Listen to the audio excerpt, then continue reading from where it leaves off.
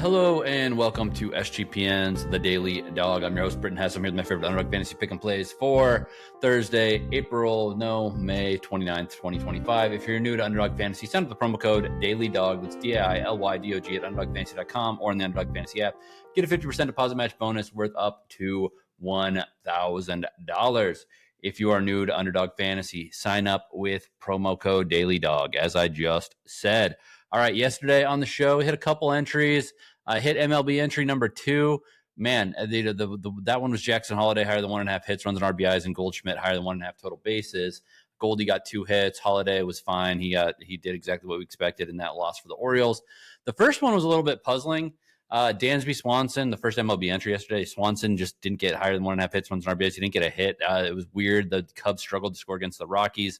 And then Julio Rodriguez did not get his total bases either, considering they couldn't hit at all. The Mariners were terrible yesterday. They got shut out 9-0 against the Nationals at home. Very embarrassing, very tough to come back from that one. In the NBA, Anthony Edwards did not have a good three-pointing shooting day as I was expecting yesterday. He had a pretty poor game overall, not really not Michael Jordan's son, as people have rumored in the past. He definitely did not have a Jordan-like performance in that game. And then I had Shai Gilgeous-Alexander lower than 33.5 points. Of course, he got to exactly 34, so whatever. NHL yesterday, again, the thing that held me back was the goalies. The goalies allowed too many goals. I did not expect that. Both my entries had lower goals for goalies. A higher scoring game and an elimination game, a little bit of a rarer situation. Pitchers, I did hit a win with Mikolas and Povich, lower than 0.5 first inning runs allowed, and then Clark Schmidt, Yusei Kikuchi, higher than 0.5 first inning runs allowed. That was a nice little 3X. That one was a little bit insane, considering the only run of the game was scored in the first inning by the Yankees, and after that it was 1-0 final score. So a little bit wild there. We got a James Wood home run yesterday, but Taylor Ward obviously didn't get one. Aaron Judge obviously didn't get one, so we didn't hit our dong squad. And the tennis was not beautiful. I might take a little bit of a break on tennis. Maybe I might throw one in at the end.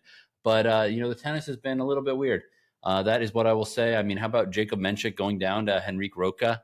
Young player who was 10-1 on the money line and beat him in 5 sets. Really impressive for the Portuguese player there against Jacob Menchik, who's one of the best young players. But I guess, he is a serve-dominant player, so losing on clay versus a Portuguese player does make a little bit of sense. But why am I talking so much about yesterday? Let's get into today. We got lots of entries. MLB entry number 1. We've got so many lows. We literally have all 3 lows in entries today. The first entry has 2 lows. Josh Lowe of the Rays, higher than 1.5 hits, runs, and RBIs. Against the Yankee or the Astros. Josh Lowe has been good since he's been back in the lineup. Obviously, there's another Lowe on his team. We'll talk about him later. But I like Josh Lowe here. I do think the Rays are actually quietly pretty good. They're on a 7 out of 8 game winning streak right now. And this win streak started against Houston at home, so they're familiar with this opponent. And then I'm taking Nathaniel Lowe of the Nationals, higher than 1.5 total bases against the Mariners. I just don't think Emerson Hancock's that good of a starting pitcher. I think there's going to be plenty of hits available. So give me Nathaniel Lowe, higher than 1.5 total bases. Hit a double, hit a dong, hit 2 singles, whatever. Get there, buddy. 3.39x. Next up, MLB entry number 2. We're going to start out with game 2 of this doubleheader between the Braves and the Phillies. Nick Castellanos, higher than 1.5 total bases against Chris Sale. He's batting about 270 to 290. I forget exactly. Career against Sale. He's seen him 40 plus times.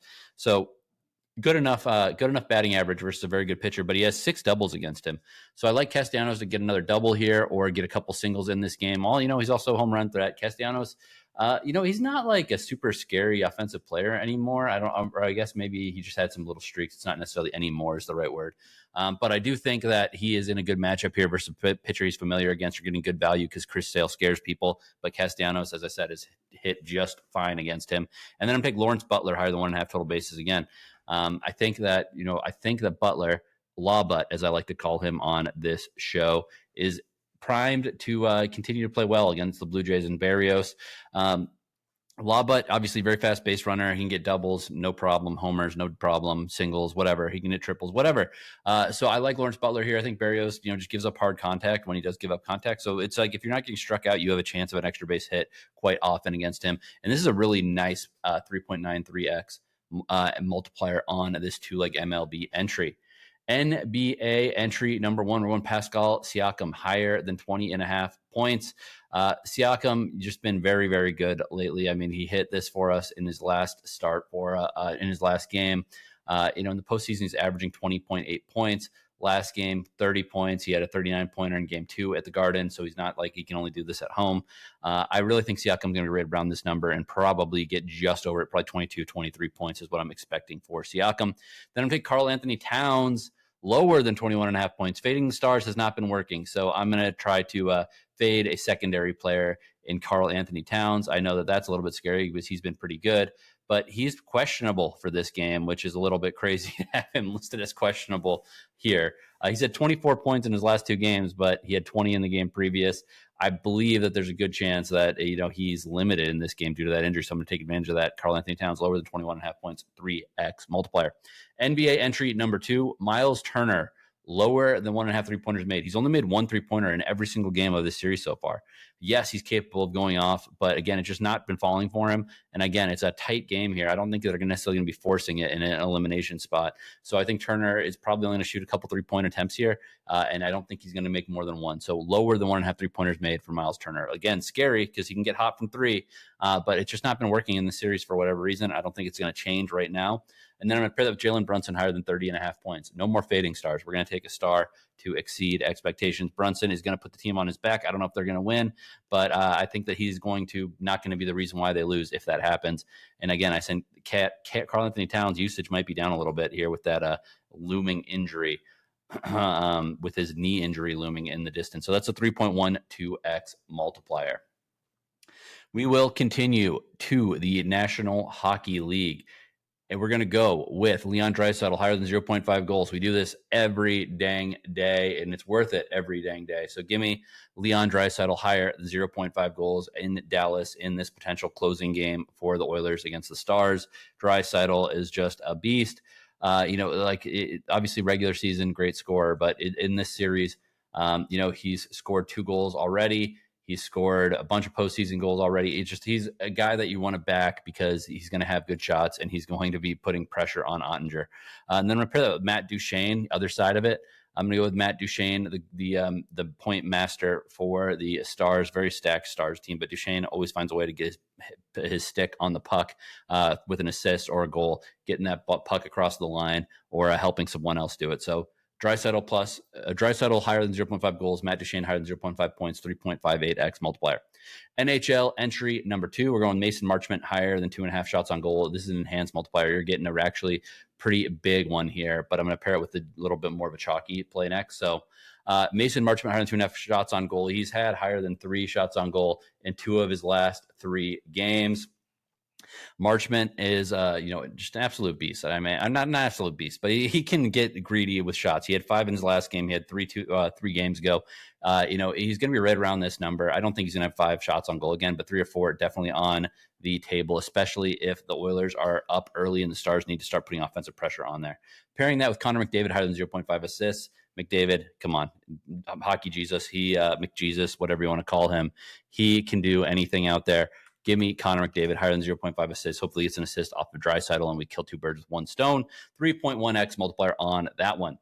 Okay, let's get into the pitchers' entries. Chris Sale, Zach Wheeler, lower than 0.5 first inning runs allowed. Come on, these are 2 aces. I think that this is game 2 of a doubleheader, maybe a little bit of sleepy start. Give me lower than 0.5 first inning runs allowed. Jacob Lopez plus Jose Barrios, lower than 0.5 first inning runs allowed. Lopez, very good so far this year. If he can go deep in this game, I think the A's have actually a really good shot to win. Jose Barrios should be able to get through the top of the order 1 time. 2.49x multiplier on that one. Pitchers number 2, literally using every MLB game we got going on later today. Shane Baes plus Ryan Gusto, lower than 0.5 first inning runs allowed. Again, I think that they'll get out of the first inning pretty clean. It might be a low-scoring first 5 with these pitchers. But then I'm getting a little bit aggressive. Mackenzie Gore plus Emerson Hancock, higher than 0.5 first inning runs allowed. I think Mackenzie Gore probably can get out of here clean, but I think that there'll be some aggressive at-bats early from the Mariners after yesterday's embarrassing shutout loss. But Emerson Hancock, he can give up home runs, give up runs very early in this game. So that's a 2.92x multiplier on that first inning pick entry. Lotto number 1, Tyrese Halliburton, higher than 3.5 3-pointers made. We're going to go back to the well. Halliburton is playing like an absolute superstar. Stuart Skinner, lower than 2.5 goals again. Stuart Skinner, Don't look now, but he's playing very, very well. I don't think that there's going to be a lot of goals available for the Stars, maybe 1 or 2.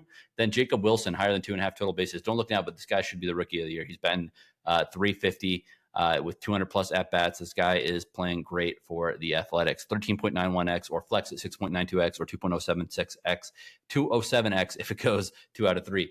Time for the Dong Squad. Brandon Lowe, not Josh, not Nathaniel. Brandon Lowe, higher than 0.5 home runs. Brent Rooker, higher than 0.5 home runs. James Wood, higher than 0.5 home runs. 74.86x if it goes 3 for 3. Flex it, 37.43x if it goes 3 for 3. 5.74x if it goes 2 out of 3. That's all I got for you today. Good luck on your picks, and let's make some money.